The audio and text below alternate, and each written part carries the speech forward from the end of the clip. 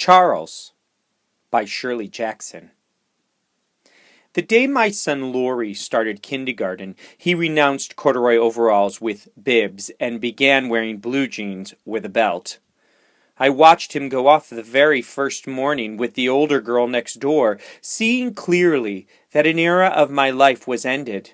My sweet-voiced, nursery school tot replaced by a long-trousered, swaggering character who forgot to stop at the corner and wave goodbye to me.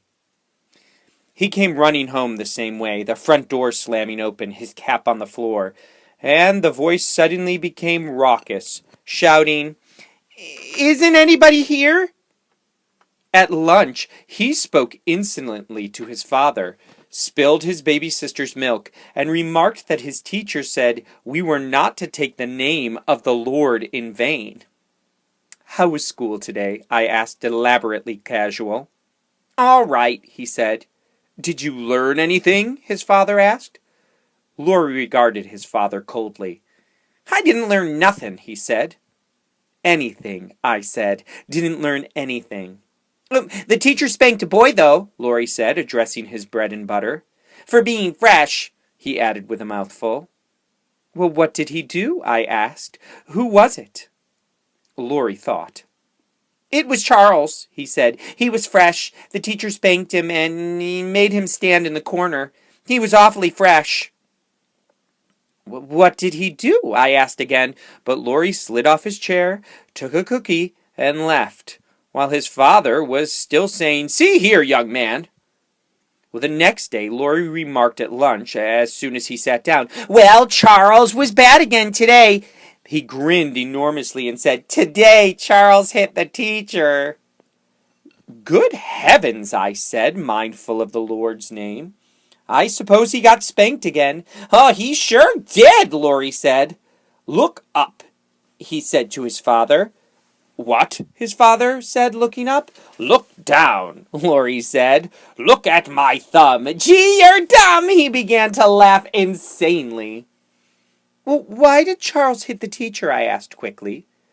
"Oh, because she tried to make him color with red crayons," Laurie said. "Charles wanted to color with green crayons, so he hit the teacher, and she spanked him and said nobody play with Charles, but everybody did." The third day, it was a Wednesday of the first week. Charles bounced a seesaw onto the head of a little girl and made her bleed, and the teacher made him stay inside all during recess. Thursday, Charles had to stand in the corner during story time because he kept pounding his feet on the floor. Friday, Charles was deprived of blackboard privileges because he threw chalk. On Saturday, I remarked to my husband, "Do you think kindergarten is too unsettling for Laurie? All this toughness and bad grammar, and this Charles boy sounds like such a bad influence." "Oh, it'll be all right," my husband said reassuringly. "Bound to be people like Charles in the world. Might as well meet them now as later." On Monday, Laurie came home late, full of news. "Charles," he shouted as he came up the hill. I was waiting anxiously on the front step. "Charles," Laurie yelled all the way up the hill. "Charles was bad again." "Come right in," I said as soon as he came close enough. "Lunch is waiting." "Oh, you know what Charles did?" he demanded, following me through the door. "Charles yelled so in school. They sent a boy in from first grade to tell the teacher that she had to make Charles keep quiet, and so Charles had to stay after school. And so all the children stayed to watch him." "Well, what did he do?" I asked. "Oh, he just sat there," Laurie said, climbing into his chair at the table. "Hi, Pop, you old dust mop." "Charles had to stay after school today," I told my husband. "Everybody stayed with him." "What does this Charles look like?" my husband asked Laurie. "What's his other name?" "Oh, he's bigger than me," Laurie said, "and he doesn't have any rubbers, and he doesn't wear a jacket." Monday night was the first parent-teachers meeting, and only the fact that the baby had a cold kept me from going. I wanted passionately to meet Charles's mother. On Tuesday, Laurie remarked suddenly, "Our teachers had a friend come to see her in school today." "Charles's mother?" my husband and I asked simultaneously. Nah, Lori said scornfully. It was a man who came and made us do exercises. We had to touch our toes. Look, he climbed down from his chair and squatted down and touched his toes. Like this, he said. He got solemnly back into his chair and said, picking up his fork, Charles didn't even do exercises. That's fine, I said heartily. Didn't Charles want to do exercises? Nah, Lori said. Charles was so fresh to the teacher's friend, he wasn't let to do exercises. Fresh again? I said. Oh, he kicked the teacher's friend, Lori said. The teacher's friend just told Charles to touch his toes, like I just did, and Charles kicked him.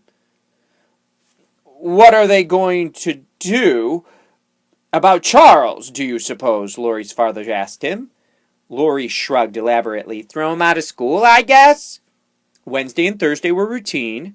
Charles yelled during story hour and hit a boy in the stomach and made him cry. On Friday, Charles stayed after school again, and so did all the other children. With the third week of kindergarten, Charles was an institution in our family. The baby was being a Charles when she cried all afternoon. Lori did a Charles when he filled his wagon full of mud and pulled it through the kitchen. Even my husband, when he caught his elbow in the telephone cord and pulled the telephone and a bowl of flowers off the table, said, after the first minute, looks like Charles. During the third and fourth weeks, it looked like a reformation in Charles. Lori reported grimly at lunch on Thursday of the third week, Charles was so good today, the teacher gave him an apple. What? I said, and my husband added wearily, You mean Charles? Charles, Lori said. He gave the crayons around and he picked up the books after, and the teacher said he was her helper. What happened? I said incredulously. He was her helper, that's all, Lori said and shrugged. Can this be true about Charles? I asked my husband that night. Can something like this happen? Wait and see, my husband said cynically. When you've got a Charles to deal with, this may mean he's only plotting.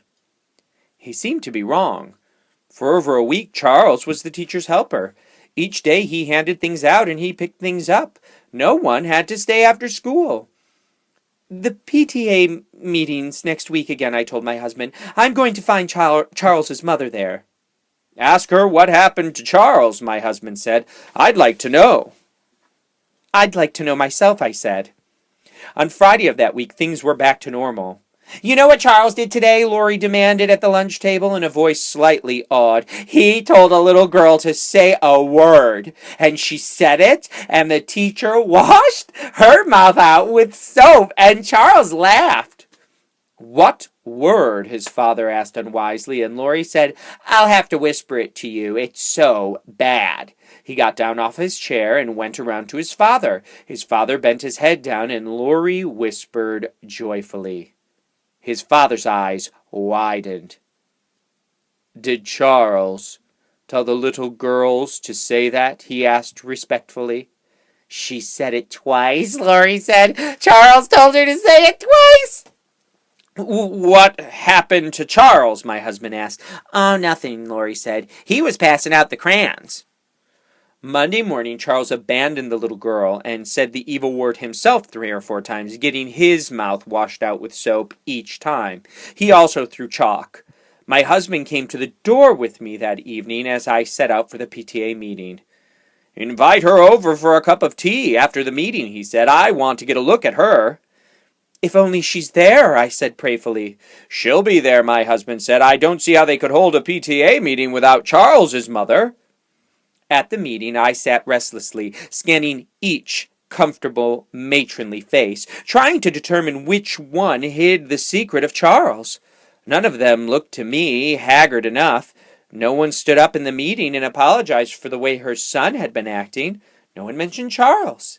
After the meeting, I identified and sought out Lori's kindergarten teacher.